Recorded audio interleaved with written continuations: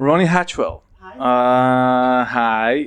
We know each other for many, many years, and we actually know each other because you were heavily involved in the music industry in Israel. You were the CEO of EMI Music Publishing in Israel. So what's the relation to channeling? What is channeling, and how you come into the picture when it comes to channeling and a business CEO of a music company? Well, my first experience started when I was 7, and we were living in Rhodesia. I was a little child, and I fell into the pool and lost my consciousness. And from that moment, I had an experience which we know as out-of-body experience, and I witnessed everything that was going on from above. And I could see everything. I could see my father going in, taking me out, pumping out the water, everybody hysterical around us. And I remember waking up as if an earthquake. Suddenly I felt something come into my body. And I told my parents what I'd experienced and told them that I'd seen everything from above. And somehow they just looked at each other and didn't bother to say anything. So my impression was that everybody experienced those sort of things. And I carried that understanding wherever I went for the rest of my life until I was about 20. Until I had another experience where we were on our way to a party, and I left the body. I went out. I had that experience again. I saw somebody at the party wearing the same dress as a friend of mine walking with me. And I turned around to her and said, just so you know, Geraldine's wearing the same dress as you. And the way she said, how do you know, was the first time that it clicked that maybe nobody else is experiencing this. And I remember clamming up, and I didn't experience that for a while after that because I was very scared and I had no one to talk to. I got married, I had 2 children, and I came to Israel and started my career in the music industry. But all through my life, I felt that there was something else happening. Everything was synchronized. I didn't plan anything. Everything sort of took its own pace. And then I went through a very heavy divorce. And I was feeling really at my lowest.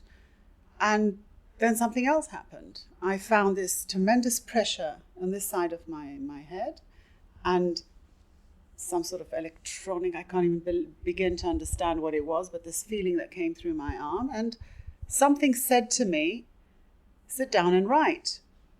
I had no idea where this was coming from. It was an internal voice. It didn't even carry. It didn't take time like I'm taking time to explain something right now. It was something instant. It's like if the phone rings and you know who it is. It's something telepathic. It's instant and it comes through. And I found myself, without asking any questions, starting to write. And I was writing volumes.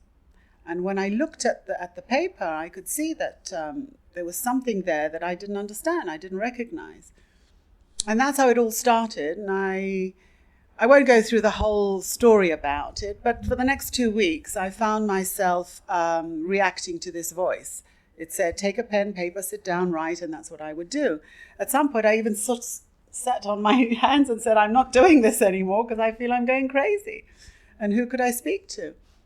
And then I found a friend who I overheard as something that she was saying, and that was more or less on that level, and I thought, you know what, I'm going to confer with her.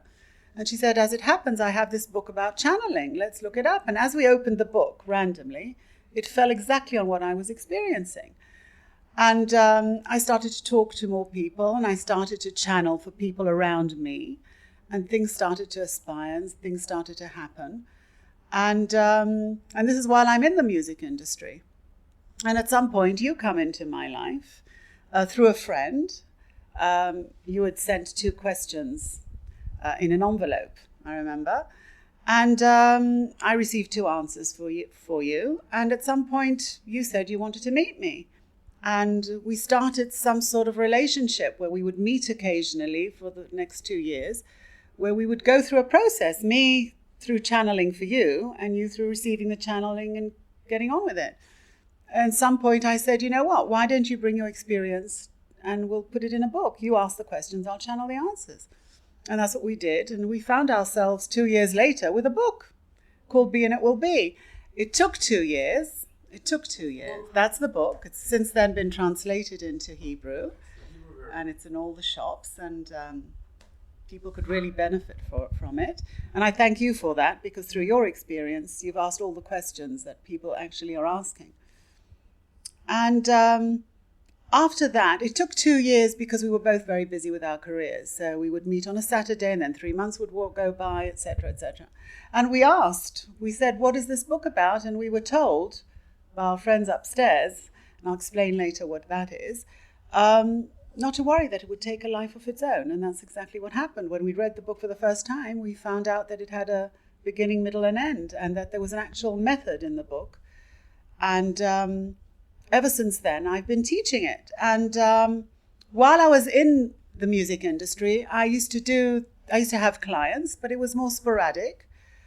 And at some point, at the peak of my career, EMI was bought. And a lot of offices were closed, and I found myself redundant.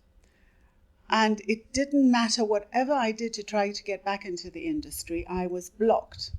And I knew inside that the reason was that I had to do this, that this was my vocation, but I was very stubborn. I was scared, what am I going to do now? I had a very good position, and I was very well off financially, and suddenly I'm having to deal with everything on my own. And after a very difficult year, I realized that this is what I need to be doing. And the clients started to come, and I developed workshops based on this method.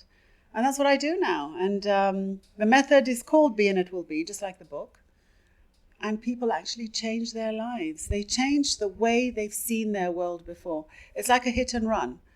Once you do the process, you can't see life the way you've seen it before. Something else happens. And I think that it's very particular to the age that we live in. We live in we're in the middle of a revolution where something is changing. The language we speak is changing. We can witness a lot of chaos going on because we're in the middle of this sort of war between the old and the new. And I think we have to accept that there's a new law happening right now. That at the time we had the capacity to understand that the world was round. We now have the capacity to understand that there's a new way. And the way is a paradox. It's when you give up your ego. That's where you partner off together with what we call God or universe or energy. But we first have to agree that this energy exists in every single thing on this earth that's seen and unseen. And when we agree to that, we then get that we have to comply together with this energy in order to manifest. And if my ego is there, I'm not going to be able to do it. So the paradox is that when I let go of what is, when I actually let go of my mind and all the talk and the noise, and my ego's involved in that, my will to want to do things my way, that's when everything starts opening and starts happening. Okay, you said many things, and I have to admit that for me, the whole thing is still kind of mind-boggling. Your friends are upstairs, the channeling thing, and at the same time, I don't really care. I don't really care where this information is coming from. Indeed, we met through a friend, and I asked a question, and we didn't know each other, and I got the answer, and I was quite amazed because I'm very, very skeptical when it comes to spiritualism, and I'm a very practical person. And even in this book, for me, all the way, it was about, I have to admit, kind of what's in it for me. From a material perspective, in this book, I want to learn how to make more money. I want to learn how to upgrade my career, how to work my relationships. And I'm using you to get spiritual answers, but, the purpose is always to see how can I take myself to the next step, more from a material point of view.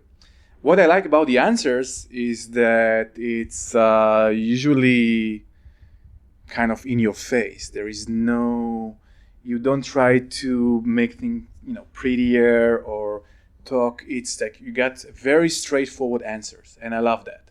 And it's very practical. It's just give you, ideas of what you can do about it and not just what you can think about it. Now, having all that said, I would like to understand from you as much as possible in layman words, what's in it for us?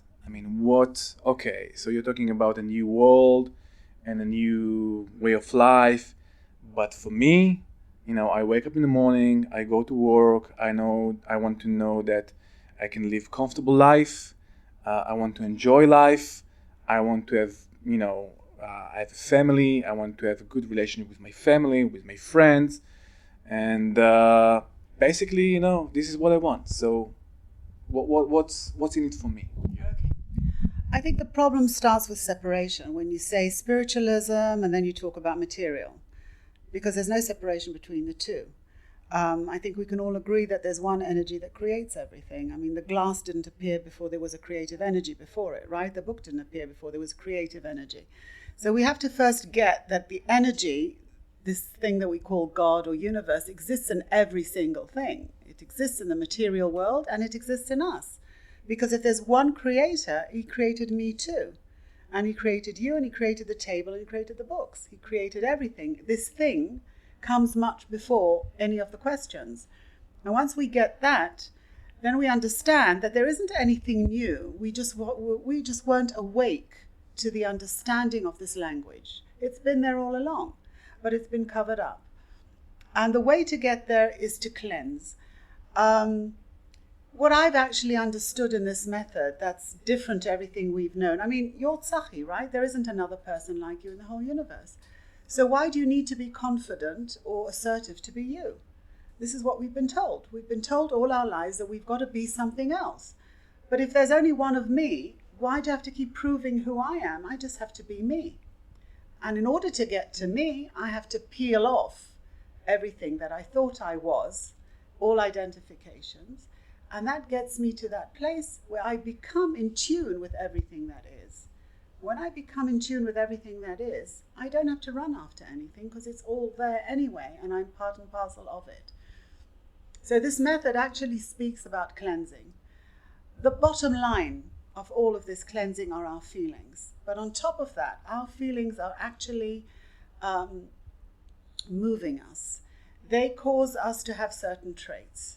They cause us to behave reactively to situations. We're not really afraid of situations, we're afraid of how we would feel in a situation. But nobody actually wants to feel, so we tell a story about the feeling. And if you believe in reincarnations, then there are a lot of stories that have come together with those feelings. But, fear is fear. And you can be afraid of cancer, and you can be afraid of a tsunami. But at the end of the day, what are we doing with the feeling, with the fear? So this method is actually something that cleanses us to get to a point where we actually know who we are. And when we know who we are able then to be in synchronization with what comes to us. So when I speak to artists, for example, and I say to them, you go on stage and you end up with an audience of 5 people, and then there's a complaint saying, oh, only 5 people turned up. That is the state of being that you're going to give to those 5 people who specially came to see you. You're not present in that situation. And if you are accepting of what is at that very moment, those 5 people are going to enjoy your presence. And even if you don't sing in tune, they're not going to notice because they've enjoyed themselves, and they're going to end up being your PR. So we're actually talking about a system of understanding that everything has to be in acceptance of what is, and then we're in tune with that energy. So when you talk about materialism and you separate money or everything from what I'm talking about, then it's going to be a struggle. We're going to run after that material rather than understand that that material is there in the first place. We just have to access it through who we are.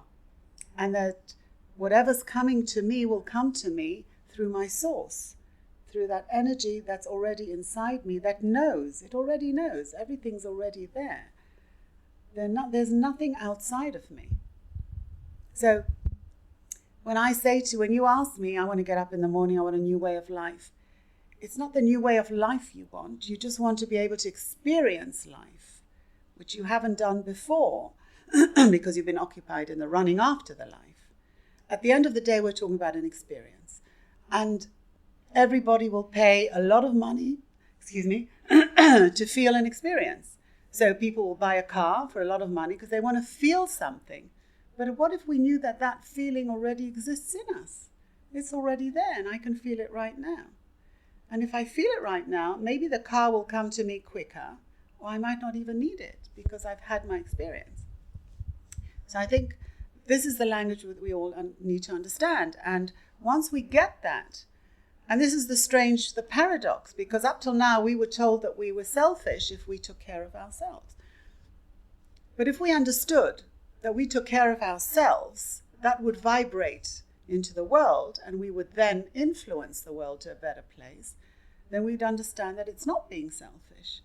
And I can tell you from my private life that I know that if I'm going to feel down, and my daughter lives abroad, and I'm going to complain on the phone about me feeling down, she's going to tell her husband, and there 2 people are going to worry about me, and she's going to tell my son in Israel, and there's going to be 3 people worrying about me, and he's going to tell his girlfriend there's going to be 4 people worrying about me, only because I'm not selfish enough to take care of me. So that has to come first, and then when I'm taking care of me, I vibrate that, and everybody's in peace. So everything has to start with me. Everything has to start with my cleansing. I don't have to do anything else other than cleanse. And that way I'm free to really be present and influence the other person. If there's somebody coming at me who's angry, and I am reactive because of I haven't cleansed, then I'm not going to be present for that person who's actually in a place at that moment that needs me to be present, because nobody gets angry unless they're in trouble, right?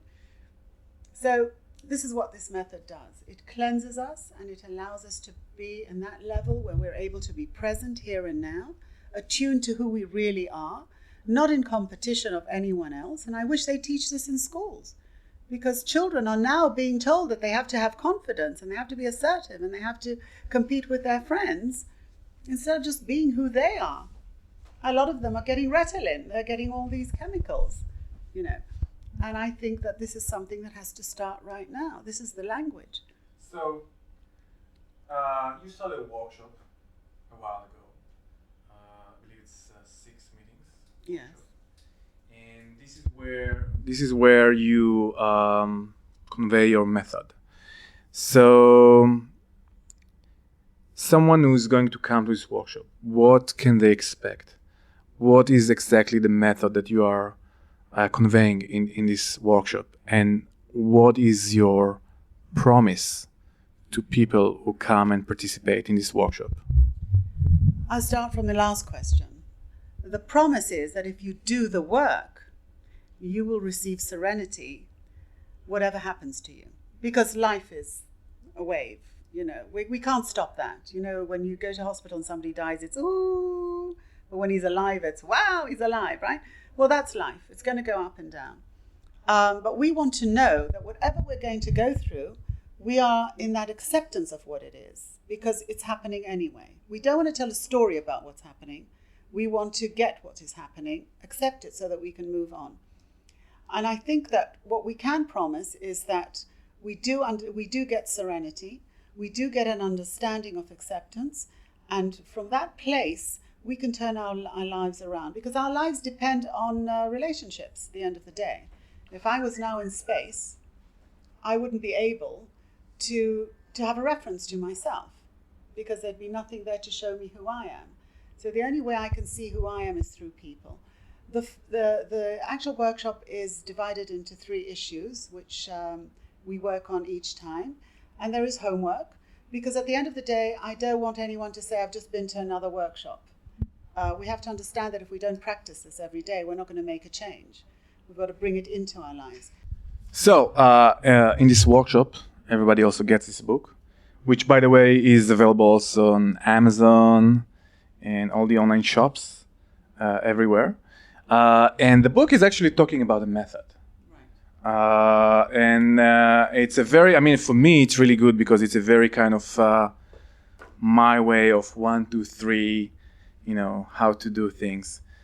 So can you tell us the stages of the method? Can you tell us about the method and the stages of the method, and what we are, when we read this book, what stays with us as something that we can use, on an ongoing basis? Right. Well, first of all, none of us really know ourselves. So that's the first thing. We want to recognize who we are. And the only way to recognize who we are is if we do it through other people. We have a mirror effect. As I said before, that if I was now in limbo in space, I'd have no reference to who I am. I'd actually be nobody. So having you next to me helps me see who I am through you. So what we do is, the first thing is to recognize our traits. We do that by actually writing down all the good traits and all the bad traits in our way of thinking that we recognize in others. And for sure, everything that I would recognize in somebody else, I actually share that trait too, because otherwise that person would not be in my life to show me. So that is one way of doing a cleansing.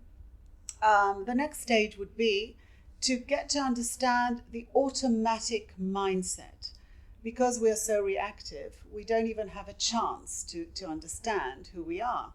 When I speak about God, for example, my concept of God is that there's this power that's working in the universe. And it consists of the mind, which we all share. We're all one consciousness. And it consists of the here and now. And in both cases, we don't know what they know. I don't know what the mind, the subconscious mind knows, or what it's going to bring me in 2 seconds from now. And I don't know what the here and now is going to reveal. I do know, because of years of experience, and we all know this, that the mind is always based on the past. Even if it shows us a picture about the future, it's going to be based on an experience of the past. It can even go back to a reincarnation. We don't even understand why we react in a certain way. So I know already that I don't want to experience the past again. So I don't want to listen to this conversation that's going on here. I would rather have the here and now reveal to me what comes next. And that is presence. That is being here and now. So how do we get rid of the past? How do we get rid of the mind? We first understand that our subconscious wants to give me something that I don't really want. It wants to give me the past. And you might say, but the mind is also a wonderful thing. I can use it to imagine things, and it can support me on an idea. And I'll say, fine. When you have an idea, the idea, if you notice, only happens here and now. It can't happen in the mind, because the mind can't solve a problem. The mind can only give you another question. So when I receive an idea, which is channeling in itself, by the way, if you ask about what channeling is, it comes from a different place. You receive an idea, and then the mind, if you stay in the idea here and now, the mind can then support the idea and help you build on that level, okay? But if I go into the conversation of the mind, which will give me another problem, then I've lost the idea. Like, it'll start questioning. It'll say, oh, come on, that's not going to work. And from my experience in the past, blah, blah, blah, blah, blah, the idea's gone. And I believe that every idea can manifest if we just didn't listen to that conversation. So we want to understand how to do that. So the second stage is we actually draw a picture almost like a daisy, where on the petals we write down all our beliefs, our automatic beliefs, like money doesn't grow on trees, and if I don't have my pension, I'm not going to be able to survive, etc., etc. And then we put all of that in the inner circle, and we look at that circle, and we close our eyes and feel how heavy it is to carry all of that inside us, because that is our state of being wherever we go. We go to the bank, and that idea about money doesn't grow on trees is going to come out in that energy at the bank, okay? So once I'm able to look at that, I'm able to say, am I willing to live without the idea? Because it's not about what the idea says, it's about the idea existing in me. Am I willing to live without that idea? And then I erase it, and I feel free. Free to be here at this moment doing whatever I'm supposed to be doing to earn that money, and I don't have that idea anymore. We do it in the workshop, so we know that there's a way to do it. And then the last stage is to recognize our feelings. And our feelings actually come into this world with us at about 5 or 6 years old. Until then, we're actually free, we're happy, nobody tells us we're bad, and then suddenly something happens at the age of 5 or 6, and we close up. And it doesn't even have to be something traumatic. But nobody's there to recognize what we're feeling, and the child isn't there to express it because he doesn't understand how to express it. So we've missed the child. So if the child is scrawling on the floor saying, help me, or whatever it's saying, and the parent says, go to your room, I've heard too much right now, you're punished, then we've missed the child. So we now know that that little child is living in us. It's actually the grown-up doesn't feel. It's the little child that's feeling. So we want to give compassion to our own little child. We want to allow it to express its feelings. That's all it is. Because once we feel the feeling, that's not a fact, it's just a feeling, then it dissipates, it goes, because it's received its attention. And then the grown-up can move wherever he wants to move. So it's a cleansing process. We go through the 3 stages, we allow ourselves to feel, and then the surprise is we can actually choose what we want to feel, because every single feeling is already embedded in us. So if I want to feel a feeling, I can feel it right this minute, only because I can. And that is the wavelength that attracts the state of being, that attracts the world to me. So it's effortless doing. I don't have to do anything else other than cleanse. Okay, I have to testify from kind of my own life experience. I mean, we know each other for many years, and we wrote this book together. And this book is kind of next to my bed, and I just love reading it from time to time. Just, kind of opening it randomly and always in the right place. And there is a concept that I can take many things from this book and from my relationship with you, but there is something that for me is like the key here. You talk about being and doing, and I came here for this book, and I guess many people come to spiritualism. They want to get something, and this something can be money, career, a spouse, relationships, etc. We want something. And what I found is that through this concept of being and doing, those things, I get them, but as a byproduct of the process.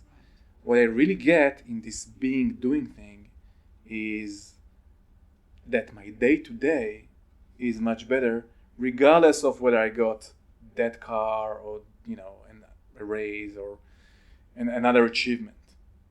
So, can you elaborate about that? I mean, the concept of being. I mean, for me, being and doing is what guides me, like on a daily basis. Being and doing. So, Okay. Can you elaborate? Well, we have to first understand what this being and doing is. That's our part of the relationship. If we have first received the concept that there is God, that there is universe, that there is another energy, then he becomes my partner. He's actually my business partner, he's my lover, he's everything, because he's saying to me, I already know everything. I know something you don't. Your mind wants to tell you know something, but if you let go of what your mind thinks it knows, you will discover what I know, and I've created it.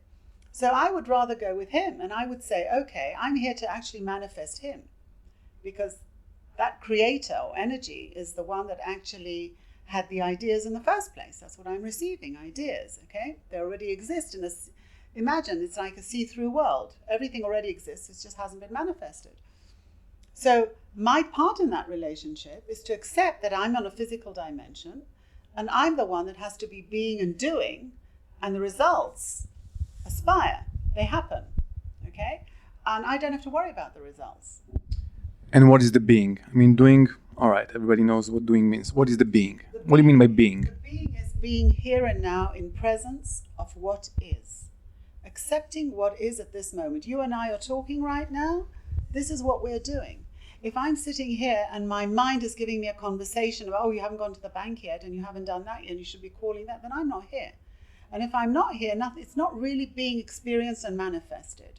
So I don't want to listen to any conversation that has nothing to do with being here.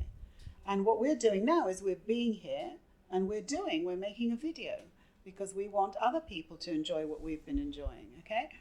So this is what being is. Being is being present right now, this minute, in total acceptance of what is, where you leave the argument, because the minute we leave the argument, life actually happens.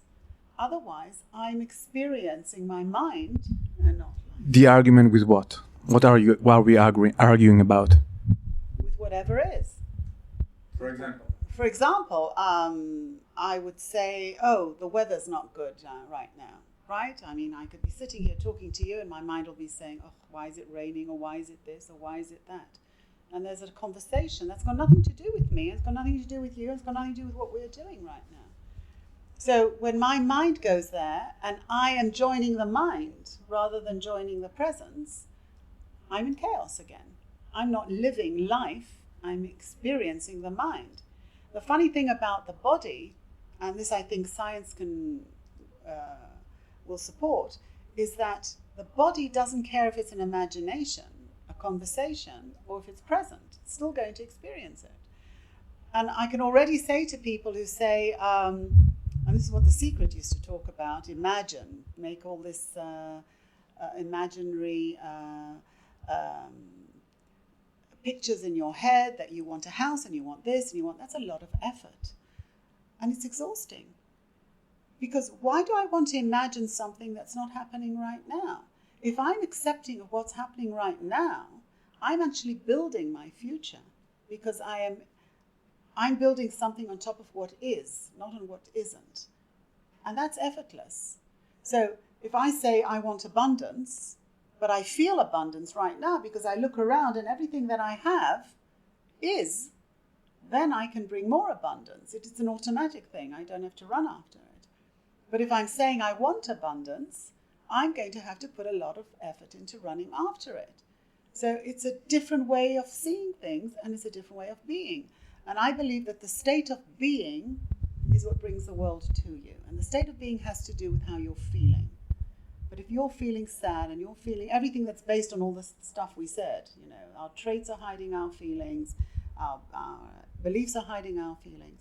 At the end of the day, I want to feel what I want to feel. And I want to feel abundance, I want to feel love, and that's something I can feel right now because I have it. All right, so just before we leave today, I want to ask you, how can people get in touch with you? I mean, I know you do your workshops, but you're in Israel.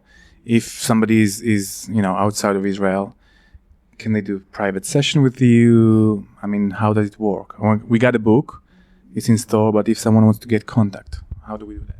Well, first of all, we have a site called www.beanditwillbe.com. So that's one way. I have a Facebook page. Just look me up, Ronny Hatchwell.